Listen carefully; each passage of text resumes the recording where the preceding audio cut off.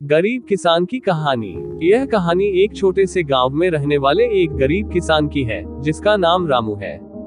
रामू का पूरा परिवार कृषि पर आधारित था और उनकी मुख्य आय खेती से ही होती थी। वे एक छोटे से खेत में जैविक खेती करते थे और उन्हें खेती में विशेष रुचि थी। रामू की कहानी उस समय से शुरू होती है जब उनके पास बहुत ही कम सामग्री थी, लेकिन उनकी मेहनत और आत्मविश्वास की वजह से वे किसानी में सफलता पाने के लिए कठिनाइयों का सामना करते गए।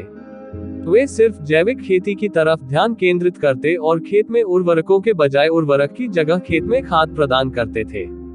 अपनी मेहनत और समर्पण से रामू की खेती धीरे धीरे फलने लगी। उनकी पैदावार बढ़ती गई और उनकी मुनाफा कमाने की क्षमता में भी वृद्धि हुई। वे अपनी उत्पादों को स्थानीय बाजार में बेचते और इससे उनकी आर्थिक स्थिति में सुधार होने लगा। रामू की सफलता उनके परिश्रम, संघर्ष और सहनशीलता की कहानी है। उन्होंने कभी हार नहीं मानी और हमेशा आगे बढ़ने का प्रयास किया।